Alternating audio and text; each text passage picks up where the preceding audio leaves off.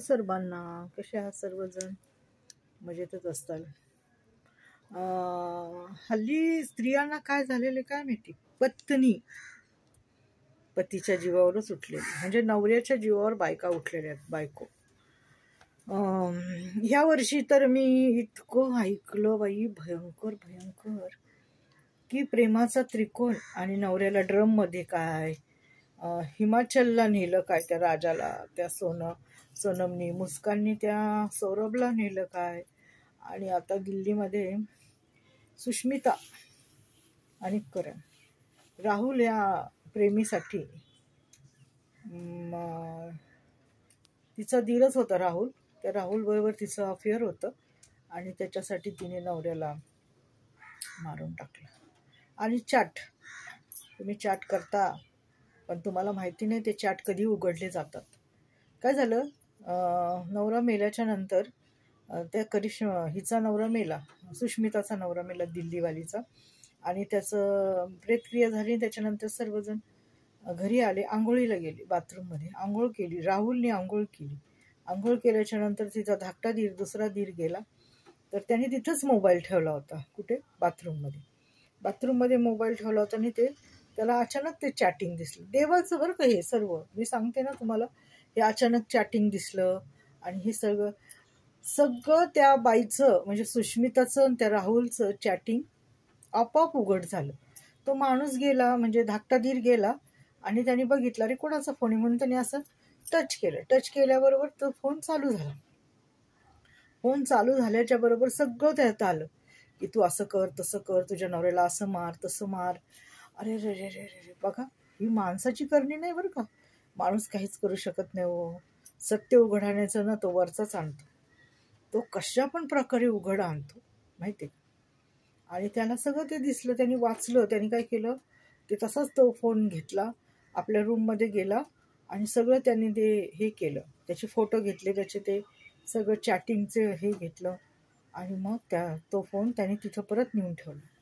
आणि त्यामुळे उघड झालं की तिनेच आपल्या नवऱ्याला मारलेलं आहे. किती भयंकर घटना घडतात हे ना. अरे तुम्हाला नाही राहायचं ना, कायदेशीर घ्या ना. का तुम्ही एखाद्याच्या मुलाला मारताय, तिसऱ्या व्यक्तीसाठी, तिसऱ्या माणसासाठी? तो काय करणार आहे? तुमचं आयुष्य चांगलं करणार आहे? त्याने तर तुमचं आयुष्य नरक केलं. इकडच्या आणि तिकडच्या गेले, आता तुम्ही जेलमध्ये. मी काय म्हणते, नवऱ्याला तुम्हाला सोडायचे, नवरा नको आहे ना तुम्हाला, नवऱ्यापासून तुम्हाला त्रास आहे, नवरा नको आहे, तर तुम्ही कायदेशीररित्या त्याची तरतूद करा आणि सोडचिठ्ठी घ्या आणि बाजूला व्हा, किंवा थोडा दिवस बाहेर राहा, तुमच्या माहेरी राहा, दुसरीकडे राहा. बरोबर आहे का? नाही तर सोडून टाका. आजकाल किती बायका विभक्त राहतात, हो की नाही? बापरे, असं बेकार लागतं ना मला ते ऐकल्याबरोबर. असं मला तळपायाची आग मस्तकात जाते. तुम्हाला काय अधिकार आहे? कोणी अधिकार दिला एखाद्याच्या मुलाचा जीव घेण्याचा? आणि काय त्या जीवनामध्ये अर्थ आहे का? आणि मग तिला ते सर्व दाखवलं त्यांनी, की बघ असं असं आहे. मग तिने कबूल केलं की नाही, माझं सर्व आहे, असं असं होतं, आणि त्याला राहुलच कारणीभूत आहे. अरे तो शेण खा म्हटला, तो गू खा म्हटला म्हणून खायचं? तुला तुझ्या नवऱ्याचं कळत नाही की माझा नवरा आहे बाबा, मी हे कसं करू?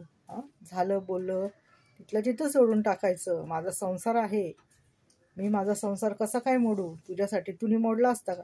आता राहुलचा संसार असता तर राहुलने त्याचा संसार मोडला असता का? दुसऱ्या बाईसाठी, त्या सुष्मितासाठी म्हटलं असतं, नाही बाबा माझा संसार आहे, माझी बायको आहे, मी कसा काय माझा संसार मोडू? असे असतात पुरुष नाही संसार मोडत, माहितीये का?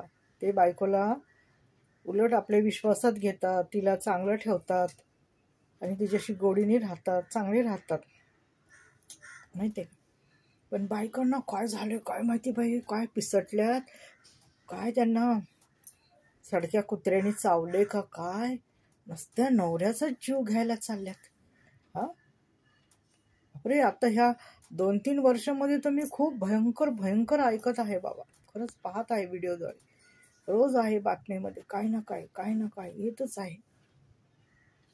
असं करू नका ह्यांना. आणि सरकारला माझी एक खास नम्र विनंती आहे की असल्या स्त्रियांनी ज्यांनी आपल्या नवऱ्याचा जीव घेतलेला आहे, सर्व काही केलेलं आहे, अशा स्त्रियांना लवकरात त्यांना कठोरात कठोर कारवाई करा. कारण का परत अशा दुसऱ्या स्त्रिया करू शकणार नाहीत.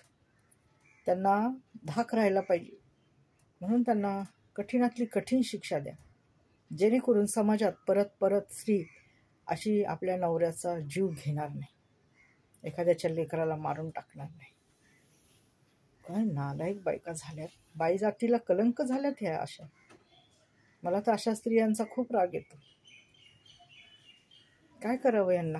हं? अरे त्याच्याकडे तेच आहे, ह्याच्याकडे हेच आहे. त्याच्याला सोनं नाही लागलेलं, हिरे जडी नाही लागलेले, त्याचं पण तेच आहे मासाचं, ह्याचं पण मासाचंच आहे. काय बाई बुद्धी भ्रष्ट झाली बाई खरंच.